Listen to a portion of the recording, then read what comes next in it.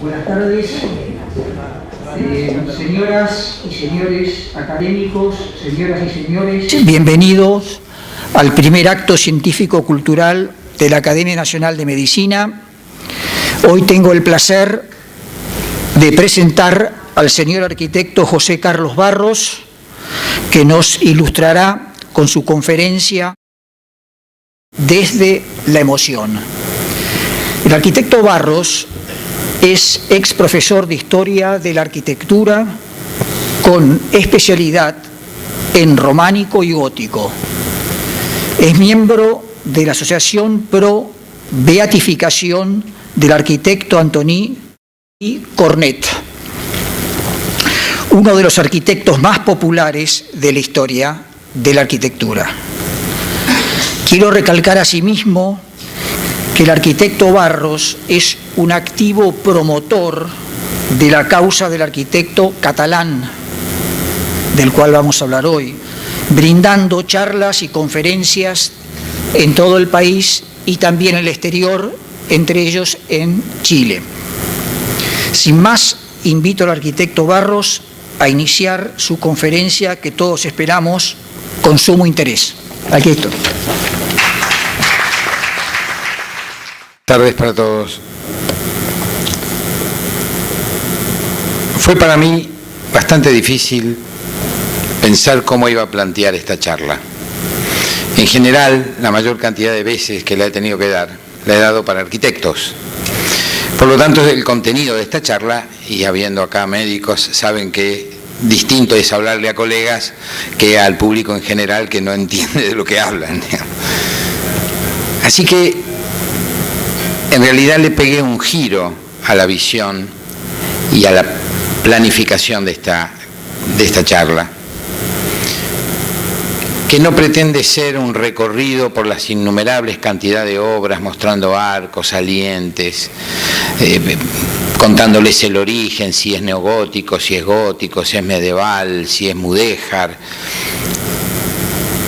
Gaudí, como dijo el doctor Podestá, es uno de los más conocidos de la historia de la arquitectura, pero tiene otra particularidad. Es y será absolutamente irrepetible.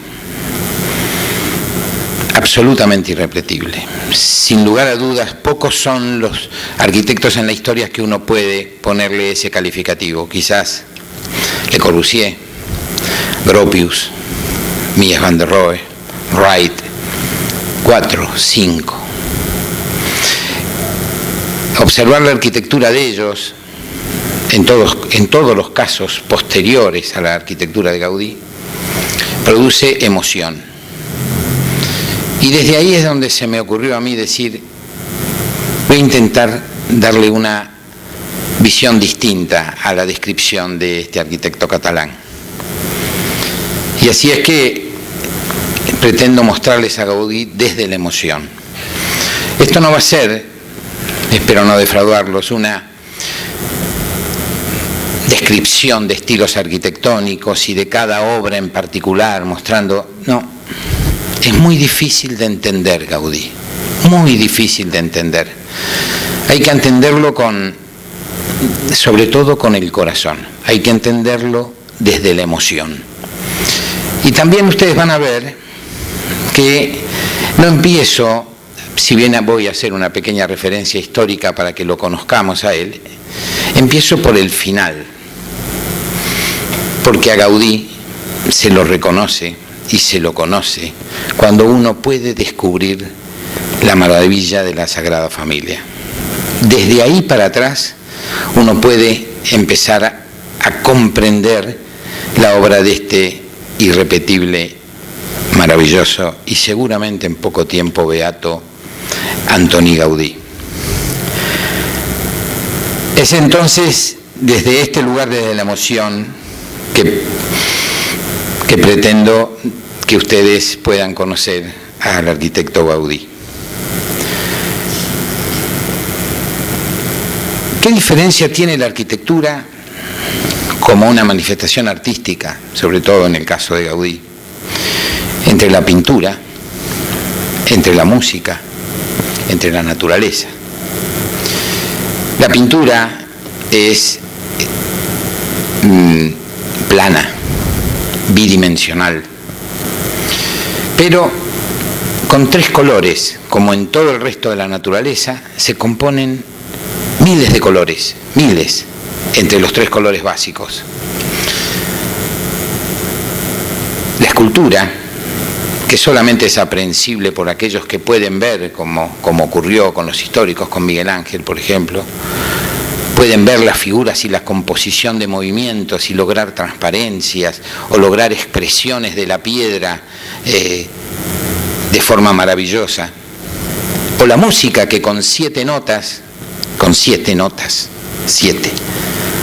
se componen sinfonías enteras. Esto es lo que hizo Gaudí con su obra también. Utilizó el color, utilizó el sonido, utilizó el espacio, utilizó los materiales, utilizó la naturaleza y todos los materiales que la naturaleza le daba, y compuso con todos estos elementos una gran sinfonía del espacio. Tiene todo un proceso que desemboca en la gran sinfonía que es la Sagrada Familia, que ya la vamos a empezar a visitar.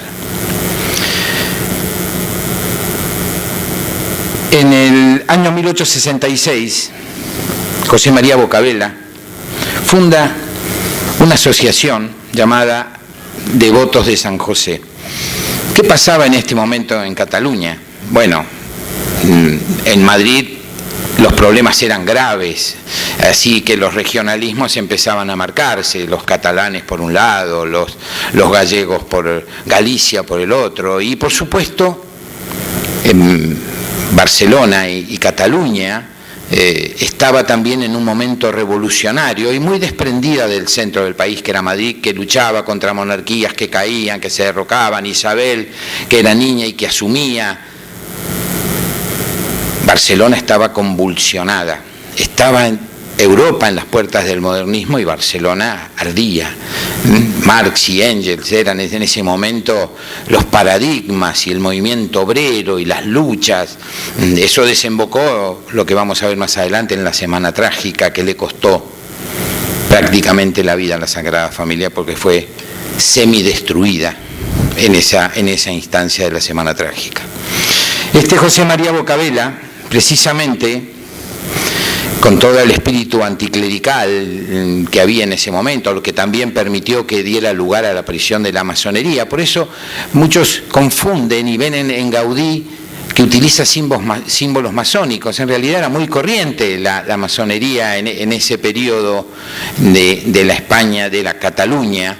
Y sí, efectivamente, y quienes conocen un poco la historia de la masonería saben cómo nace desde los constructores de catedrales medievales. Allá, cuando el románico se transforma en el gótico, ¿no? Trasladaban los conocimientos que tenían de construir catedrales y el maestro constructor guardaba los secretos, no quedaban planos que solamente se dibujaban en arena, y bueno, armaba cofradías y sectas para transmitirle las formas como debían construir. De ahí el compás y la escuadra y todo esto. Después desembocan en otro tipo de historias que no me corresponde a mí analizar en este momento.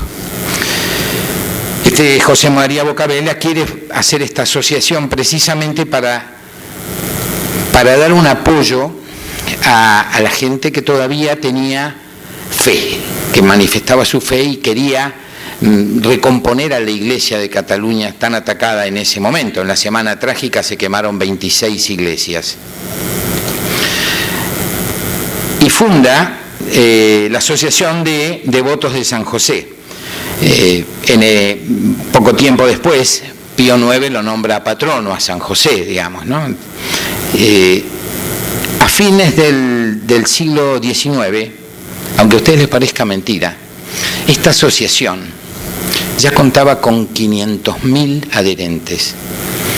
500.000. No creo que ni el Barça ni el Real Madrid en este momento tengan esa cantidad de asociados. Y el objeto era construir una iglesia.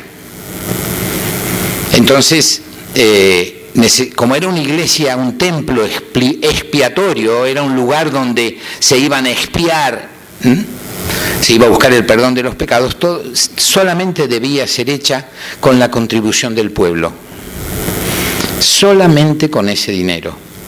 Bueno, tal era el fervor que tenía 500.000 miembros o asociados que aportaban sus dineros para la obra. Se elige un terreno, costó en ese momento 1.700, lo que serían hoy más o menos 1.700 euros. Por supuesto, las murallas de Barcelona ya habían sido destruidas y el renacimiento catalán hervía, la ciudad crecía, los industriales se enriquecían a fuerza de un trabajo obrero cuasi esclavo, trabajaban de lunes a lunes, 12, 13, 14 y 15 horas por día. Se elige ese terreno a las afueras de Barcelona. Ya se habían hecho proyectos, ya los Montaner, arquitectos del modernismo catalán, ya habían hecho los planos urbanísticos de la nueva Barcelona, y se consigue este terreno por 1.700 euros en una zona a las afueras del centro de Barcelona, que es donde hoy está ubicada, ¿no? Y así comienza la Sagrada Familia en esta plaza, dentro de una cuadrícula con ochavas, con chanfle, como le llaman los españoles, una nueva distribución. Pasemos a la primera imagen. Esto es una de las primeras imágenes. Al primero que se contrata para iniciar esta tarea, recuerden que el neogótico en ese momento era prácticamente el estilo que debía aplicarse sobre todo en la arquitectura eclesiástica. No existía. ¿Qué diferencia el gótico del neogótico? Bueno, recientemente hemos tenido una dolorosa pérdida que es parte de Notre Dame de París. Yo pude estar en el mes de febrero, gracias a Dios, y verla, y sufría y me caían lágrimas cuando veía cómo se caía la torre del crucero, la aguja que no es original, ¿Por qué es gótica? Porque tiene dos torres, como la Catedral de Luján. En el caso de Notre Dame están inconclusas, en el caso de Luján sí están terminadas las dos. El neogótico tenía solamente una torre central, y así es como se plantea el proyecto del arquitecto del Villar. Acá vemos el inicio, él empieza por la sacristía, y así es cuando dura muy poco tiempo, está un año y renuncia. Tiene serias discusiones, desacuerdos con las autoridades de ese momento, exigía dinero que el ayuntamiento, el municipio no le podía dar, se discutía mucho el proyecto, si debía ser un neogótico o no. Entonces, en 1881, contando Gaudí 31 años, hacía 5 años que se había recibido en la universidad, en la escuela de arquitectura, más que en la universidad, en la escuela de arquitectura. Toma él el desafío de continuar con la construcción de la Sagrada Familia. Ese es el estado en que estaba la obra cuando la toma. La foto siguiente. Y ese es el estado en que 40 años después estaba la iglesia a la muerte de Gaudí. Solamente una de las torres terminadas. Fíjense qué curioso, porque todo el resto estaba hasta una altura de 4 o 5 metros. Y uno decía, pero qué raro, pone las torres y no termina los laterales, el atrio, que después vamos a ver con un poquito más de detalle. Él sabía que esta obra no la iba a poder terminar. Sabía que era una obra que iba a durar muchos, pero muchos años, como efectivamente está ocurriendo. Esperemos que en el 2026, dicen, puede llegar a estar terminada. Por lo tanto, él tenía que dejar planteada en la arquitectura que dejaba que esa parte contuviese todo el espíritu que él quería que tuviera el resto. Por supuesto, dibujaba, hacía maquetas, hacía muestras de las esculturas, de los arcos y otros elementos que después vamos a ir viendo. Pero ya en esa torre y en el principio del portal de la Natividad deja expresada prácticamente la totalidad de la idea para que la obra pudiese ser continuada a través de los siglos. Como efectivamente, no digo siglos, pero ya han pasado más de 100 años desde que se comenzó su construcción. Del Villar empieza por la cripta, la imagen siguiente. Bueno, esa es la imagen de la obra de Del Villar, ¿no? Una sola torre, un neogótico absoluto, no era lo que se quería. La imagen de la cripta. Por supuesto, Gaudí, y esta es la cripta en construcción, toma desde ahí para arriba. Esto es lo que estaba en el momento en que él empieza su trabajo en la siguiente. Esta es la cripta terminada, ya con la intervención de Gaudí. Acá hay que destacar dos elementos fundamentales. El primero de ellos es este retablo que está acá. Ese retablo tendría que haber sido colocado en la ochava de la Pedrera.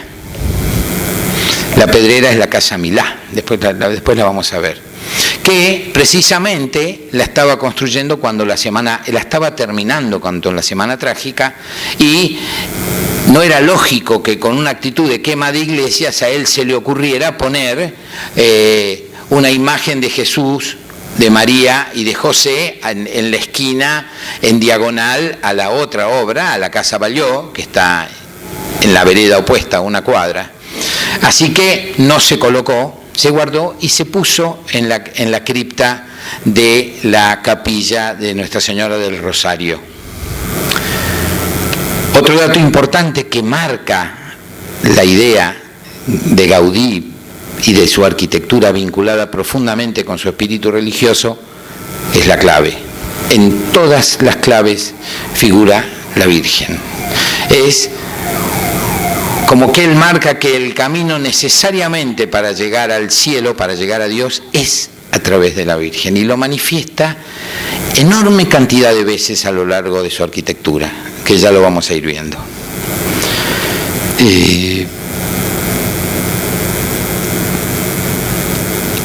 Volví a 1926, cuando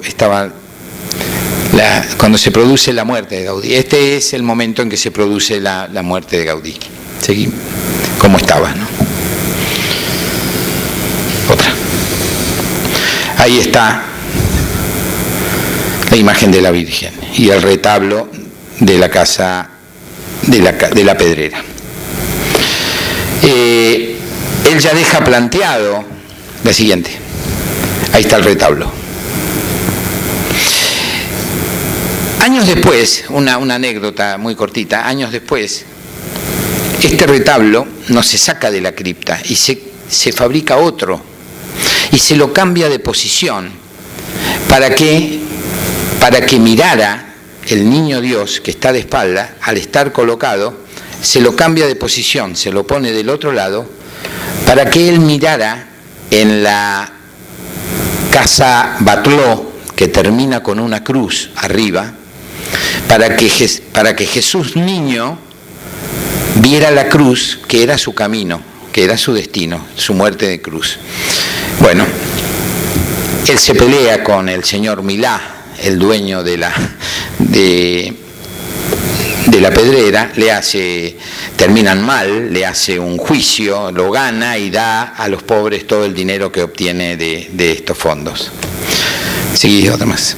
Bueno, aquí está el inicio de la catedral. Acá él ya deja planteado todo cómo tenía que seguir, ya plantea cómo son las torres, cómo es el portal del nacimiento, que es el único que deja él de alguna forma terminado.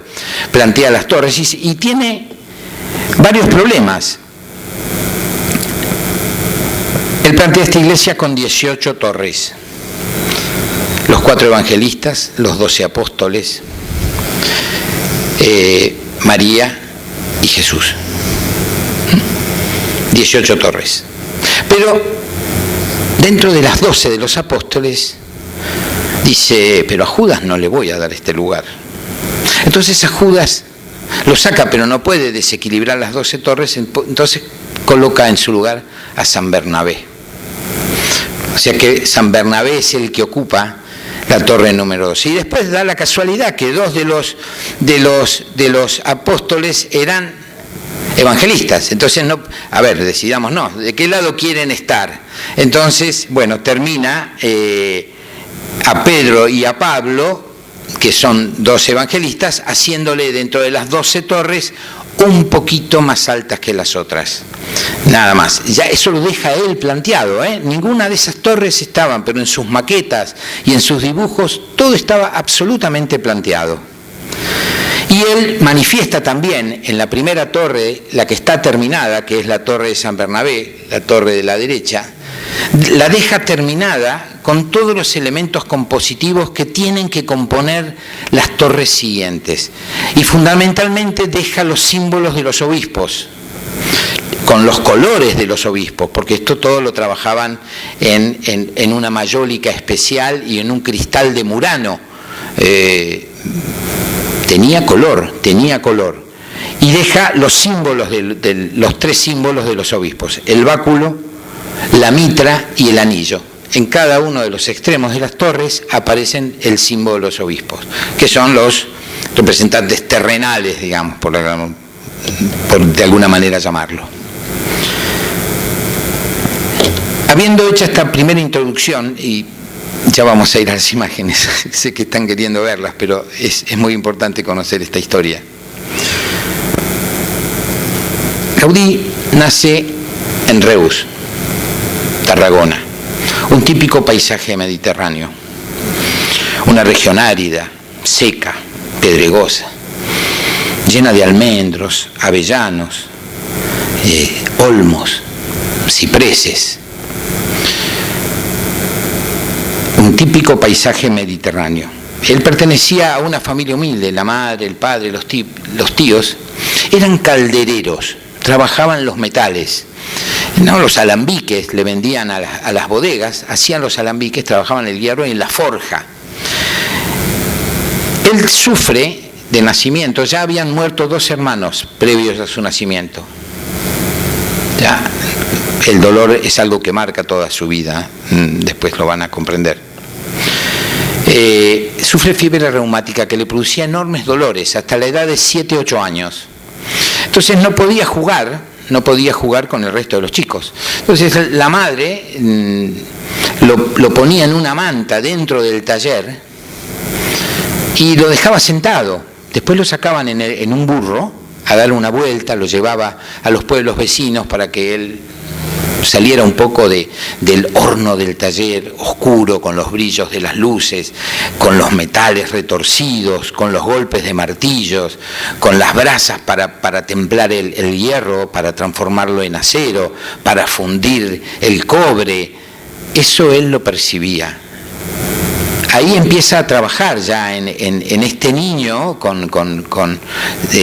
tímido y solitario, su enorme capacidad de observación, que además está marcada por una, no sé si es una debilidad o yo la verdad es que no sé cómo llamarlo. Él tenía con un ojo, se lo contaba recién al doctor Presta, con un ojo la vista de un telescopio y con el otro ojo la vista de una lupa. Nunca usó anteojos y tenía una capacidad de visión enorme, y él decía que no había que usar anteojos, que él ejercitaba permanentemente la vista y que el ejercicio le permitía tener una vista perfecta. ¿A qué llamaba él perfecta? Bueno, no lo sabemos, pero la realidad es que veía detalles que el resto de los compañeros de trabajo y los obreros no podían ver. Vista lejana con un ojo y vista cercana con el otro. Desde chico esto empieza a manifestarse.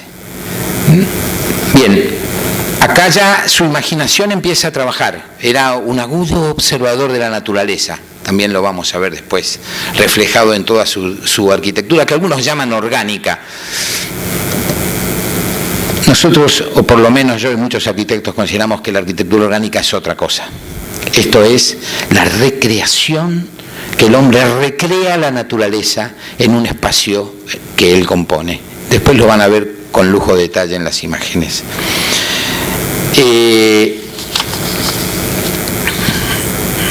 A los 16 años, él va al colegio a partir de los 8 años, no era un alumno brillante.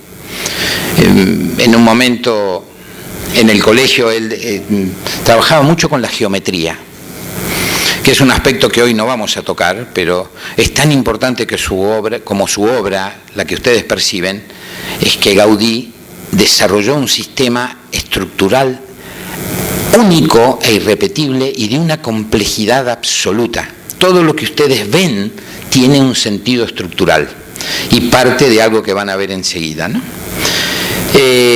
No era buen alumno en el colegio, le gustaba la geometría y hacía trabajos de geometría, tal es así que él iba a un colegio que tenía un mecenas, un industrial. Recuerden que en este periodo en Cataluña se desarrollaban las industrias textiles por todos lados, y se alejaban de las ciudades buscando el agua para generar la energía necesaria para hacer mover los telares. Y se lo cruza sentado a Gaudí en un pasillo y lo ve Antoni, chiquito, y le pregunta qué está haciendo, y él le cuenta que estaba haciendo trabajos de geometría y todo esto. Y él va a hablar con los padres y le dice: yo le voy a pagar los estudios hasta que termine el colegio. Y efectivamente era malo en todas las otras materias, pasaba raspando y con ayuda de los profesores. O sea, no era brillante en su vida ni escolar ni tampoco universitaria. A los 16 años ingresa en la Escuela de Arquitectura de Barcelona. Esta referencia histórica es muy cortita. Y estando ya en la Escuela de Arquitectura de Barcelona, que en ese momento estaba manejada por constructores, ingenieros y algunos arquitectos, que hacían hincapié específicamente en las cuestiones estructurales, y él, la verdad es que no le interesaba, él quería las formas. Estudiaba cómo recrear las formas de la naturaleza en su arquitectura. Con dos amigos se les plantea hacer una pequeña reforma en un monasterio cisterciense. Normalmente los monasterios cistercienses están alejados de las ciudades, ¿no? San Bernardo de Claraval funda esta rama de los benedictinos, ¿no? Que vuelven a vivir la vida en estricta observancia y se alejan y son creadores de un elemento que Gaudí rescata fundamentalmente cuando hace la reforma del monasterio de Poblet, que es la acústica. Hablamos de las visuales, de los colores, de la acústica, de las circulaciones. Qué parecido acá entre los académicos, qué parecida que es la arquitectura con el cuerpo humano, ¿no? Porque la arquitectura tiene un sistema circulatorio, un sistema respiratorio, un sistema digestivo, tiene un sentido del aire, de la pureza del aire, de la luz, como el ojo humano, y de la acústica por el oído.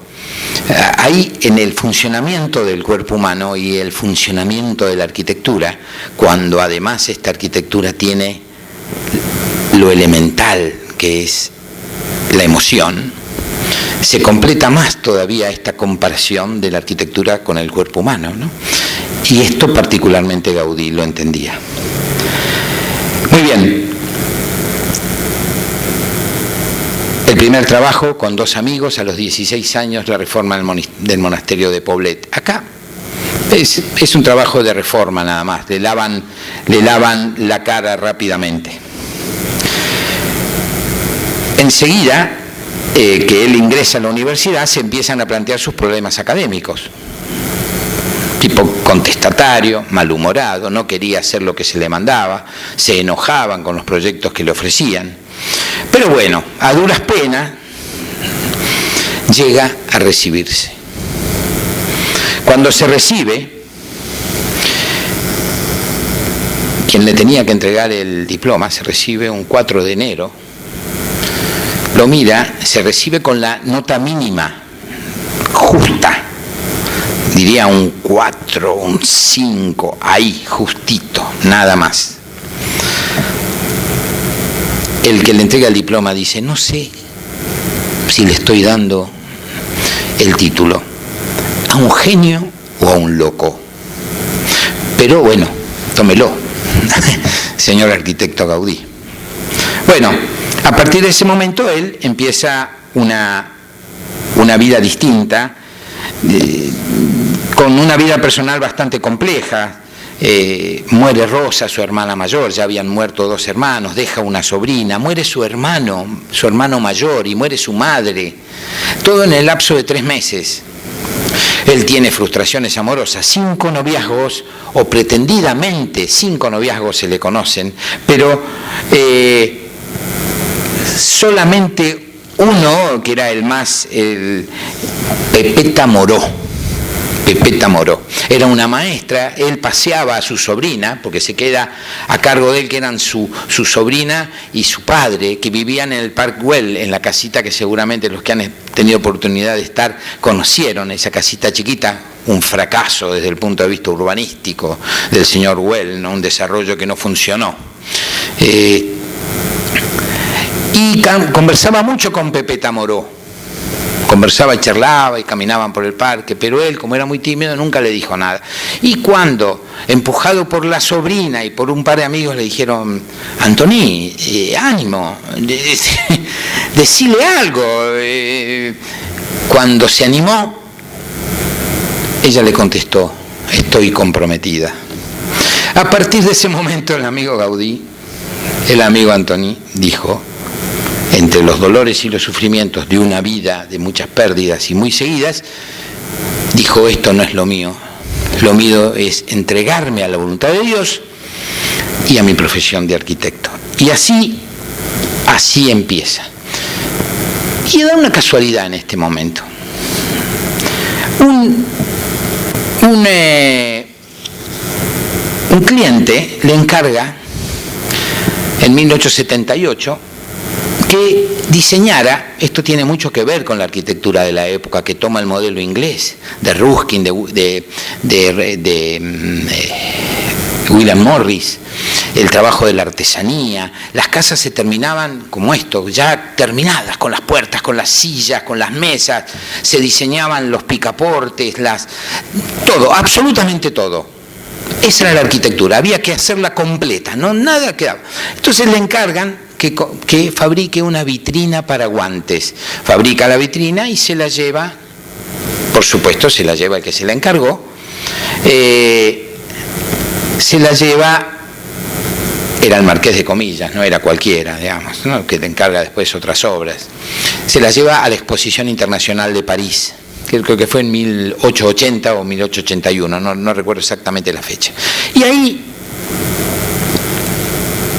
ocurre algo que cambiará su vida para siempre, que es, conoce a un gran empresario, Eusebi Güell. Ve la vitrina y dice, le pregunta al Marqués de Comillas, ¿quién la hizo? No, es un arquitecto joven. Bueno, dice, yo lo quiero conocer. Apenas lo conoce, le encarga su primer trabajo. Pero no solamente esto, sino que lo empieza a presentar a otros empresarios. El caso de Milá, de Calvet, de Vincennes, de otros grandes empresarios textiles de la época. Y él le encarga un trabajo importante, que es el de la Colonia Güell. La Colonia Güell, donde hizo solamente la cripta, ahora la vamos a ver. Pero esto viene después. El primer trabajo que tiene es la casa Vincennes. Lo conoce a Vincennes en una cena, presentado por Güell, que le había también pedido un mueble, y este señor Vincennes, pasa la imagen, le da la siguiente. Esta foto se me mezcló acá, pero este es el velorio, la procesión en el entierro de Gaudí.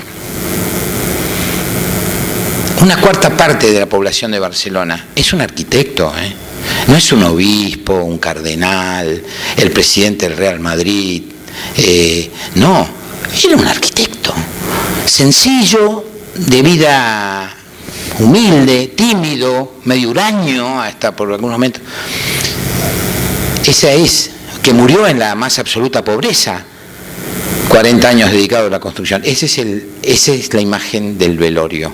Todo Barcelona, o una enorme cantidad de gente en Barcelona, fue a despedir a un arquitecto. Es que suena raro, ¿no? Suena raro, porque no ocurrió esto con ninguno de los grandes maestros de la arquitectura, con ninguno. A ver, está la casa, acá está, la casa Vincent. ¿Qué podía ser este industrial? Este no era textil. Vincent no era textil. Tenía una fábrica de mayólica. Bueno, ni lerdo ni perezoso. Quiero hacer un aviso publicitario. Esta casa está en venta. Son unos cuantos metros, doctor Young, usted le podrá interesar. Está en 17 millones de euros. Son 1.500 metros cubiertos, como dice la propaganda. 17 millones de euros está en venta la casa Vincent. Bueno, estilo mudéjar absolutamente, estos son los principios de Gaudí, curioso, y además responde al modernismo catalán que venían Domènech y Cadafalch haciendo en el Palacio de la Música, en el Hospital de Sant Pau. Digamos, él tenía todo cargado, y además Gaudí en sus ratos libres, que no eran pocos, se metía en las bibliotecas y estudiaba todas las imágenes del mundo, sobre todo de China, de Asia, de África. Le encantaba ver esas imágenes y fue llenando su cabeza de todas esas imágenes que eran incomprensibles para el resto. Y el resto de Occidente, el resto de España, no iba a estar mirando las cosas chinas, de Japón y de todo esto. Y fíjense cómo después vuelve la cosa, un poquito más adelante. Bueno, un ejemplo de la arquitectura está muy cerquita del centro, cerca del Parc Güell. Estaba a las afueras, un poquitito a las afueras del centro de Barcelona. La que sigue. Y el primer trabajo fruto del momento en que se vivía en Barcelona, con esta reforma industrial, es esta, la cooperativa La Mataronense. ¿Qué tiene de particular esto? Tiene algo que es sumamente particular. Él descubre este concepto estructural que es la bóveda catenaria invertida. Yo no uso cadenas, pero la bóveda catenaria es si uno toma una cadena, tiene que ser una cadena, porque por ahí un hilo se deforma, uno toma una cadena y la cuelga, la forma que obtiene es exactamente lo que se llama la bóveda o la curva catenaria. ¿El qué hace? Invierte la curva catenaria, el camino de las fuerzas que se descomponen en tracción, todo lo que está colgando está traccionado, al invertirlo funciona exactamente igual, nada más que a compresión, empuja en vez de estirar. Esto es el símbolo de toda la base de todo el concepto estructural de Gaudí. El polígono funicular invertido y la bóveda catenaria. Fíjense después cuando veamos las imágenes de la Sagrada Familia, en los arcos, todo es a partir. Esto no había sido hecho nunca.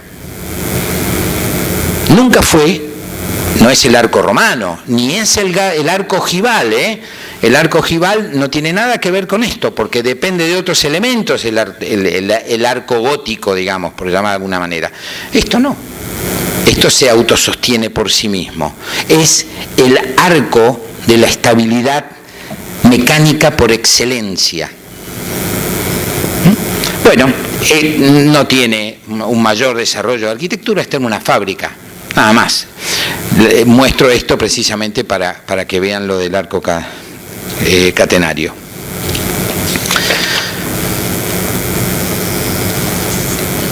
Ustedes vieron pasaría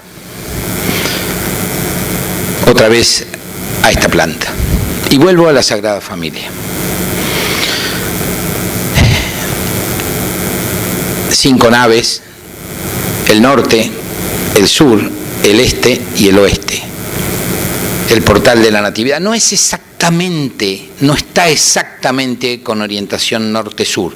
Tiene un pequeño desvío, pero la realidad es que él, respetando la cripta que había hecho el arquitecto del Villar, no quiso tocar ni quiso descentrar y mantuvo esto, ¿no? Repito, norte-sur, mira al mar, este, el naciente y el poniente. Nave central, 5 naves, las capillas radiales, las 2 sacristías y el transepto de 3 naves, el crucero, ¿no? Pero tiene, hasta ahí pareciera, y uno dice, bueno, pero es una planta de cruz latina, ¿qué diferencia tiene esto del gótico? Sí, tiene una diferencia. Primero, que el gótico, si ponía 5 naves, en el transepto no tenía naves. Y en general, el deambulatorio eran iglesias de peregrinación. Había tantos sacerdotes que cada uno de esos trabajaba como una capilla o un altar para que simultáneamente la obligación de celebrar una misa diaria la tuvieran en estos lugares. Pero no es este caso particular. Y por otro lado, está rodeado todo su perímetro de un claustro. Quienes han estado en Europa y han podido ver los claustros románicos o góticos, nada tienen que ver con esto. Los claustros, que en general eran pertenecientes a órdenes monásticas, los benedictinos, los dominicos, los cistercienses, los trapenses, cualquiera de ellos tenían, lo hemos recorrido, seguramente esos patios cuadrados con dobles columnas, con toda una circulación. Ese era precisamente. Él lo pone rodeando absolutamente toda la iglesia. ¿Para qué? Para producir un espacio de transición, como para marcar, de acá se entra a un lugar sagrado. Este es tu espacio de transición. Es como el atrio en las iglesias, o el nártex. El atrio también es eso. El atrio es, prepárese, que va a entrar a un lugar especial. Acá es donde usted tiene que tomar conciencia, ¿no? Y en realidad eso se llama nártex. El atrio es lo que está afuera. Acuérdense, en la iglesia primitiva, catecúmenos y energúmenos, ¿no? Los energúmenos afuera en el atrio no habían sido catequizados, y adentro los catequizados, ¿no? Atravesaban el nártex, primero el nártex, y después del nártex se dividían en las iglesias románicas y góticas, a la derecha las mujeres, a la izquierda los hombres, y los arcos estaban tapados con telas, porque la participación en la liturgia era meramente auditiva, no era visual. En el medio era el presbiterio, todos los presbíteros estaban ahí sentados. Esto es, nada tiene que ver con el gótico. Este patio rodea absolutamente toda la iglesia, las 7 capillas, todo rodeado por el claustro. La que sigue. Acá la tenemos un poquito más en color. Estos planos, ¿por qué son tan malos, tan ordinarios?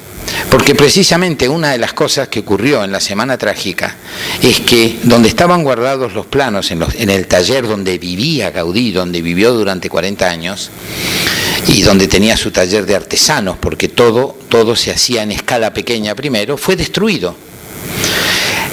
A pesar de que habían hecho una pared falsa, oculta, para guardar esa documentación, especialmente la rompieron y la destruyeron la capilla de Nuestra Señora del Rosario, rompieron las imágenes que habían en el portal de la Natividad, lo destruyeron absolutamente todo.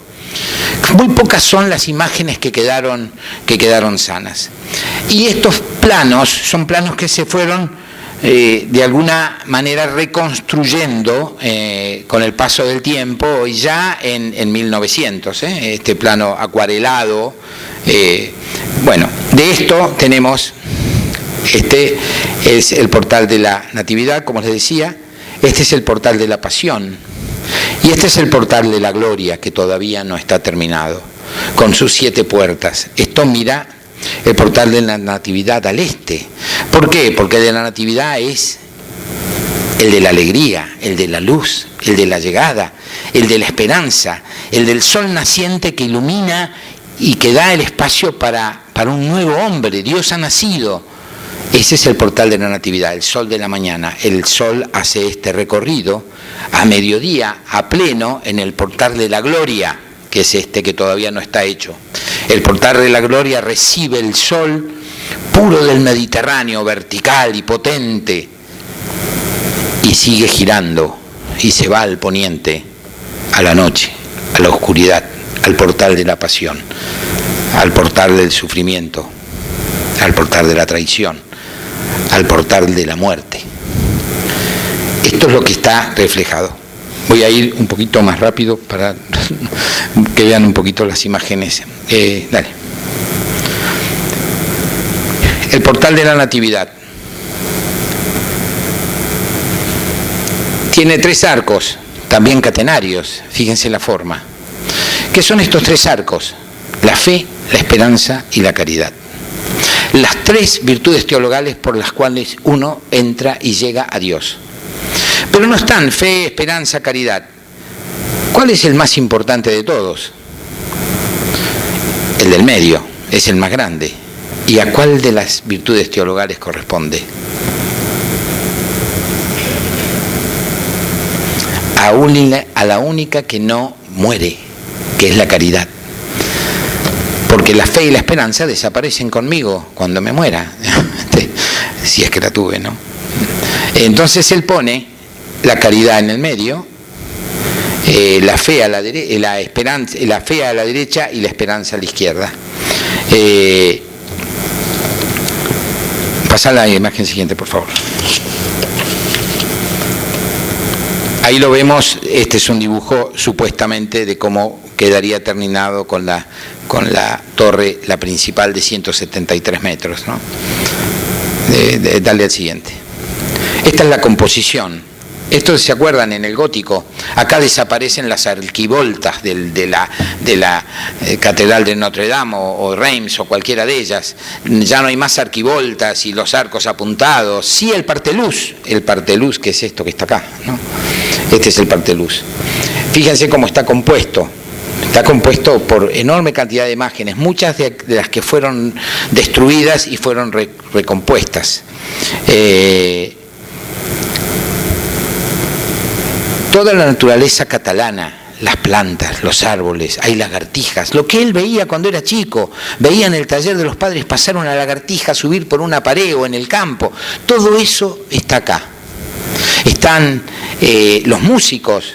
En el caso de los músicos, de la música que festeja la alegría de la llegada del Niño Dios, están por un lado el arpa. Acá hay una historia con lo del arpa muy particular, porque esta estatua fue quebrada. Ahora les voy a contar después de Etsuro Sato, que es el escultor que tuvo la tarea de reconstruir todas estas cosas. Por supuesto, ahora lo vamos a ver en más detalle, pero los 3 arcos que aparecen claramente definidos, ¿no? Esto que muchas veces en algunas charlas que he dado me decían, esto parece ciudad gótica, como lúgubre. No, le digo, esto hay que mirarlo con los ojos del corazón, hay que entender la profundidad del mensaje catequístico que antes estaba en los retablos de las iglesias adentro o en el gótico en los vitrales. ¿Qué es lo que hizo Gaudí? Dijo, no, los vitrales colores. Adentro es un bosque y afuera, enseñemos lo que es Dios. Mostremos a Dios en su plenitud, desde el nacimiento hasta la muerte. Entonces, la iglesia, todo su frente es catequístico, digamos, será formativo. Pasar la imagen siguiente. Estas son algunas de las composiciones, yo no la veo bien de acá. La esperanza, la huida a Egipto, el ángel que guía el burro, la Virgen con el niño en brazos y San José. Cada rostro y cada cara está sacada del rostro de alguien que trabajaba o que venía, o de un artesano, o de alguien que pasaba. El burro lo pide prestado a una señora que vendía unos sanguchitos a los obreros y a los artesanos que trabajaban. Entonces le pide el burro y lo hace en escala, y los rostros, fíjense que ninguna imagen es dura, rígida, es como viva, es como una piedra arenisca del Montjuic. Es una escultura viva, con expresión, con sentido, donde se mira, se orienta. Ya vamos a ver los músicos. Seguí la siguiente, Malcolm. No llego a ver bien acá. Herodes, la esperanza que se termine la matanza de los niños. No veo demasiado. La presentación del niño en el templo. Bueno, seguí adelante. Ahí está San José con el niño, trabajando y enseñándole, ¿no? Fíjense, volvé para atrás. Fíjense, las miradas. Mira a su madre. Esto es muy curioso en toda la arquitectura y en toda la escultórica de Gaudí, observar hacia dónde se dirigen las miradas o las expresiones. Siempre están dibujadas hacia la madre, ¿no? Buscar la protección. Adelante. Bien, otra vez la huida a Egipto. Esta es una imagen tan linda. Fíjense el rostro, ¿no? La expresión de los rostros, el ángel que mira al niño, no necesita mirar a la madre.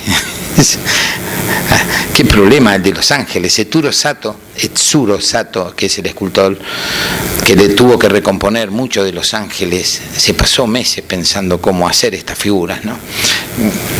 Dale, Malcolm. Bien. Bueno, imágenes del Nuevo Testamento. Por supuesto, en todos lados, San José, la visita al templo. Ya no veo bien cuál es esta. ¿Sí? Cuando es presentado en el templo, ¿no? El niño presentado en el templo. Adelante, Marco. Fíjense esta imagen. Esa es la Virgen. Tuvo la delicadeza de que la imagen de la Virgen no compitiera contra lo importante que es la imagen del niño. Entonces, prácticamente la túnica cubre la cara de la Virgen, no se la ve. Desde abajo uno la puede observar, es de una belleza y de una juventud y de una pureza increíble. Pero de lejos esto es lo que se ve. El protagonista, ¿quién es? Adelante, vamos a acelerar un poquito más. Este es el cuento del arpa. Lo curioso de esto es cuando le piden a Etsuro Sato. Es un japonés que había estudiado Bellas Artes en Kioto y decide, por una razón, dejar el trabajo que estaba haciendo de docentes y se va a Barcelona y busca y va y conversa con uno, conversa con otro y veía lo de la piedra y quería trabajar hasta que le dan un trabajo. Entonces primero lo llaman los sucesores de Gaudí, ya esto en 1980 y pico, que quedaba uno, Boada se llamaba, un hombre de 90 y pico de años, pero era el que manejaba, con los pocos recursos que había en ese momento. La iglesia no avanzaba porque no había plata, no se juntaba plata. Entonces le hacen una prueba y le piden que haga un níspero, una planta de níspero, el fruto, con una hojita. Él tarda una semana y lo lleva y lo aprueban. Entonces le van encomendando distintos trabajos de restauración y uno de ellos era el del ángel de la música, ¿no? El arpa. Entonces el gran problema es cómo hago las cuerdas, porque el arco no tiene cuerdas.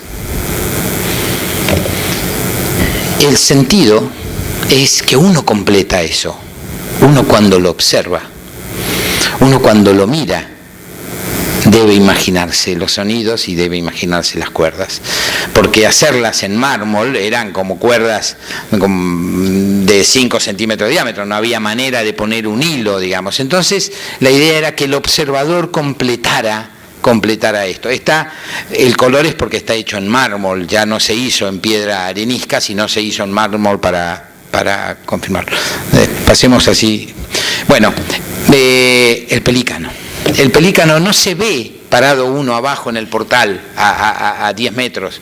Para poder ver el pelícano que está arriba del arco de la Caridad, uno tiene que tomar distancia. En realidad es la madre pelícano que abraza a los dos pelicanitos, que uno lleva pan y el otro lleva vino. Es la Eucaristía. Pero también decía Sato, que es la glorificación de la maternidad, porque se la ve de lejos. Entonces uno tiene que cruzarse al parque enfrente para poder ver la pelícana abrazando y protegiendo a sus dos hijitos, y dice, es lo mismo de la visión que tenemos de nuestra madre. La valoramos cuando estamos lejos, cuando nos alejamos, cuando la perdimos, ¿no? Esto también es la arquitectura de Gaudí, ¿eh? Esto también es la arquitectura de Gaudí. Dale, adelante. Vamos a apurar porque, bueno, me podría detener, pero quiero avanzar un poquito más para que si no se va a hacer muy tarde. Adelante. Este es el dibujo que hay del portal de la Gloria. Es que esperemos que algún día, para esto hay que demoler unos edificios, así que creo que va a tardar todavía en iniciarse o algunos años más. Adelante. Bueno, ahí están las 7 puertas, la nebulosa, todavía está muy verde ya, seguramente en algunos años empezará. Adelante, Malcolm. Este es el portal de la Pasión. Rápidamente, este es el proyecto de Gaudí. Sin embargo, adelante. Acá, con la intervención de un arquitecto del cual en la Argentina tenemos un descendiente lejano, Subirat, que acá en la Argentina es un vitralista muy importante, que habría sido vecino nuestro, ¿no, Maco? Subirat. Un tipo joven, bastante más joven que yo, digamos, pero descendiente de este Subirat, que no era vitralista, sino que era escultor. Bueno, él en realidad no cumple demasiado, por eso este es el portal más discutido en cuanto a que no respetó el proyecto de Gaudí. Adelante, Marco.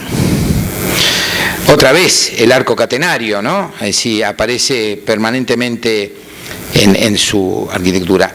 Este es el portal, como les había dicho, de la Pasión. Tengan en cuenta, acá el Cristo ya está colgado muerto. Ya lo vamos a ver adentro de la iglesia. Está vivo antes de morir. El Cristo que está sobre el altar está mirando al cielo en su último instante cuando dice, Señor, aparta de mí este cáliz, pero que se haga tu voluntad y no la mía, o en tus manos encomiendo mi espíritu. Ese Cristo que en pocos lugares aparece vivo sobre el altar. Ya lo vamos a ver en el video final, digamos, ¿no? Bueno, rápido, Malcolm. Vale. Acá, la última cena, acá comete un grave error Subirat, muy criticado, no por mí, digamos, por los que realmente saben de esto. Este lugar había sido pensado para cuatro y Jesús, cuando se instala la Eucaristía. Sin embargo, él no le da importancia a la Eucaristía, da de comer todos de él y reparte el pan y reparte el vino. Ahí viene la tradición de Judas, cuando Pedro lo niega, también está todo en este portal, ¿no? Completo, cuando se lo llevan, el camino a la cruz, al Calvario, el martirio, todo está en este portal con figuras que también había dejado, los rostros tenían que cambiar. Ya no eran los mismos de la Natividad. Los rostros son angulosos, duros, rígidos, provocan angustia, miedo, dolor. Cambia completamente el espíritu. Esto sí es la noche, esto sí es la falta de luz, es la falta de la esperanza. Adelante, Malcolm. Bueno, el beso de Judas, la traición, el martirio. Está todo tan bien expuesto. Estoy apurando. Dale, Malcolm. Acá es cuando se lo llevan. Y cuando, fíjense, le da la espalda, lo niega, Pedro, ¿no? ¿Quién? Yo no lo conozco. Adelante. Era tal, en los últimos 40 años de su vida, la fama que Antoní había adquirido en Barcelona, que hasta él era devoto e iba a los oficios y a misa todos los días a la iglesia de San Felipe Neri. Los cuadros de la época ponían el rostro de Antoní Gaudí en las imágenes, reemplazando la cara de Neri, que nadie sabía exactamente cómo era. Entonces, este es el rostro de Gaudí. Adelante. Ahí está, Gaudí otra vez. Ya él muere unos días antes de cumplir 74 años. Bueno, Este era el lugar donde tenía que venir, esta es la pedrera, digamos. Las líneas rectas son de los hombres, las líneas curvas son de Dios. Acá es el paisaje de los montes, de la Cataluña, las ondulaciones que el viento produce en la piedra arenisca del desierto catalán, del desierto, de los lugares más áridos más que de desierto, ¿no? El hierro. ¿De dónde saca esta imagen del trabajo del hierro retorcido? La tenía en su memoria, pero la mezcla con la arquitectura de la naturaleza. Él recrea la naturaleza, la recrea en su arquitectura. La piedra se expresa, acá es piedra. ¿Alguien duda que eso es piedra? No. Y después le pone, adelante Malcolm, los toques de color, el fondo del mar y las escamas de los peces. El revestimiento de mayólica es la escama de los peces, brillo de color. Estos son los cuentos de la mitología de Cataluña, los cuentos de los marinos catalanes que venían y contaban de los gigantes en el mar y todas las cosas, también las vuelca acá, ¿no? Adelante, Marco. Recrea la naturaleza. Este es un nodo de las columnas de la Sagrada Familia que tienen no un sentido decorativo, tienen un profundo sentido estructural, muy complejo. Yo doy una charla sobre este tema para arquitectos y me lleva más de 2 horas poder ayudarlos a comprender la razón estructural de la obra de Gaudí, de una complejidad que hasta los ingenieros especialistas les cuesta entenderla. Esta es la naturaleza.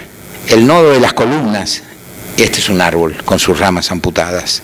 Las columnas de adentro de la Sagrada Familia, después les voy a ir contando, son palmeras, son almendros, son avellanos. Adelante. La naturaleza, el vino, el trigo, el pan, la Eucaristía, los elementos de la Eucaristía. Estas son las columnas de la Sagrada Familia. Esto es un árbol.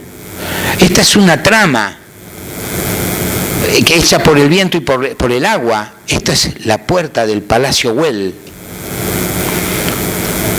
¿Está la naturaleza en la arquitectura o no está? Adelante, Marco. Fíjense esto. Quiero un bosque. Ahí está el bosque. Este es el bosque. No es que se buscó una foto. Este árbol seguramente se eligió alguno que tuviera, pero es un árbol. No está pintado. Es un árbol. Y esto es un árbol. Adelante, Marco. Gracias. Fíjense. Estas son las escaleras que suben a las torres de la Sagrada Familia. Estas son las flores, los colores de la liturgia, las margaritas en los techos. Recompone un espacio interior con la naturaleza. Fíjense esta foto. Mirando hacia arriba, la bóveda de cañón, ¿cómo le llamamos esto? No sé, la bóveda nervurada tenía la catedral de Notre Dame, o las bóvedas de cañón corrido de la arquitectura románica. ¿Esto cómo lo llamamos? No tiene ni precedentes, no tiene antecedentes, nada hay parecido, nada, absolutamente nada. Y esto es un bosque de verdad. Y de la misma forma se filtra la luz. Adelante, Marco. Bueno, esta creo que ya está repetida. Fíjense esto, ¿no? No solamente lo toma este portal que lo repite, sino también lo toma del dibujo del ala de una mariposa, ¿no? Y lo que se hace con arena y agua. Adelante, Marco. Bueno, ¿para qué es la tortuga? Debajo de uno de los pilares del parteluz de la entrada del portal de la Natividad. Bueno, esta está repetida. Y esta es otra de las obras emblemáticas de Gaudí, que es la Casa Batlló, que está a 110 metros de la Pedrera. Cada uno tiene el derecho a imaginarse de esto lo que quieran, ¿no? Algunos suponen o creen ver máscaras venecianas, otros ven la dentadura de un pez. La obra la completa el observador. No hay manera de explicar esto desde lo racional. No se puede entender, hay que vivirlo desde la emoción. No se puede comprender con la razón, no se puede explicar con la razón. Adelante. Fíjense. ¿Quién explica los huesos? Adelante.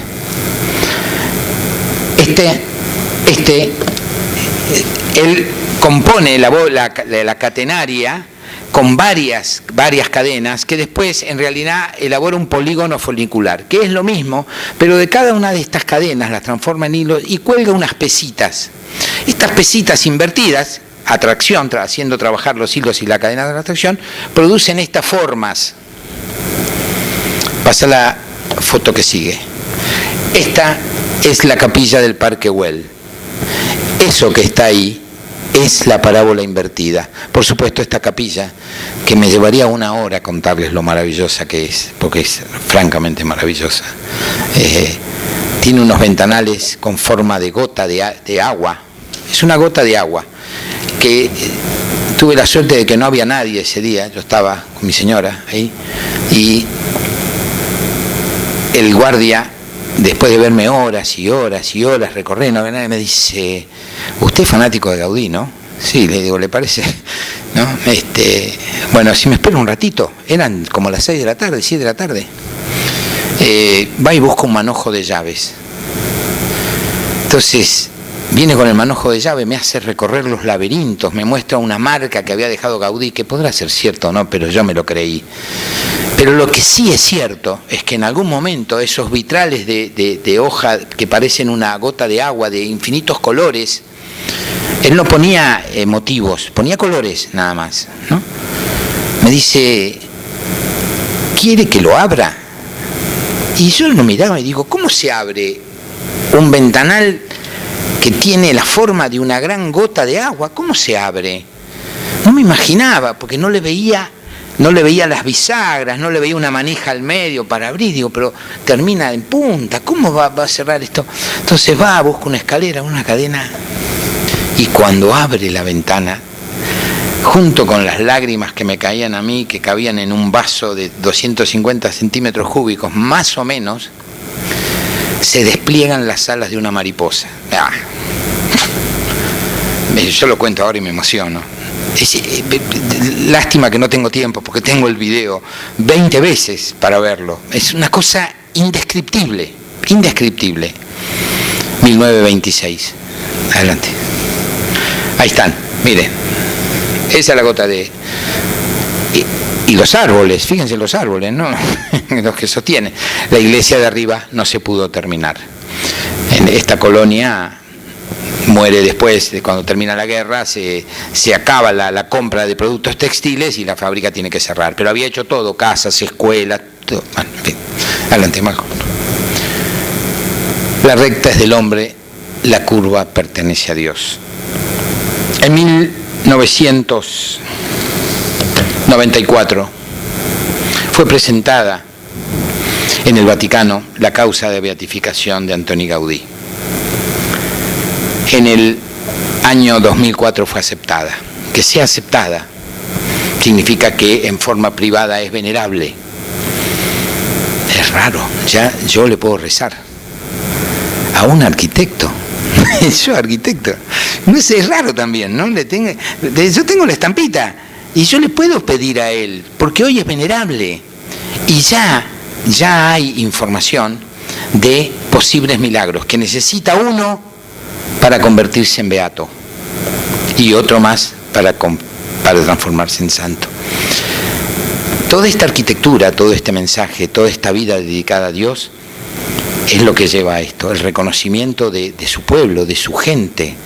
Él profetizó: a esta catedral la van a venir a ver de todos los lugares del mundo, y de hecho así ocurrió. Y todo el mundo se emociona, católicos, musulmanes, judíos, agnósticos, todo el mundo, en el momento en que entra a la Sagrada Familia, el corazón, el alma, los pulmones, el estómago, las mandíbulas, alguna parte del cuerpo se mueve.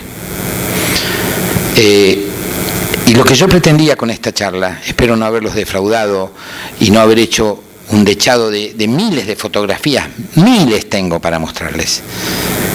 Lo único que pretendía era transmitirle que a Gaudí se lo conoce desde la emoción. Lo demás es anecdótico.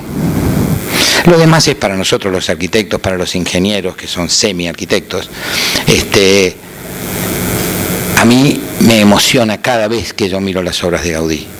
Por eso, los últimos 5 minutos, y con esto termino, les voy a pasar un video que no tiene nada para leer.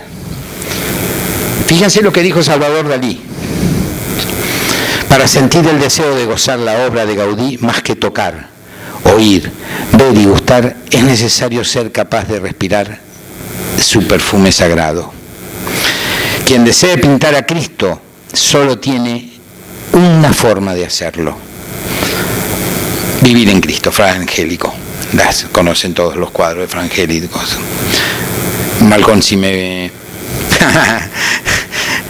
Para Dios, estos son textos de Gaudí. No escribía mucho, y hablaba demasiado. Decía lo justo y necesario. Rápido, en un minutito les cuento 2 anécdotas. Primero, la de Etsuro Sato. Etsuro Sato va y entra a trabajar. Por supuesto, era un agnóstico total. A los 2 años tomó la primera comunión. Se confesó y hoy es un católico práctico que da clases y vive en Barcelona. Y el segundo es Jin Yang-jun.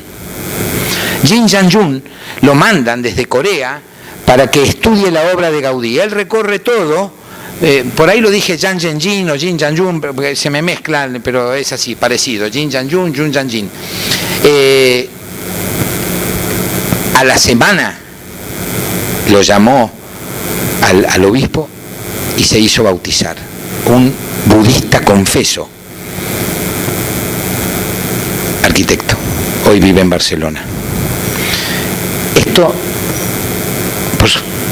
por supuesto que es obra de Dios, pero hay alguien que intercede en este camino, como intercedió también en mi vida, y es Antonio Gaudí. Malcón, si podés pasar el video. Voy a hacer alguna acotación muy cortita mientras lo estén viendo, pero escúchenlo, la música.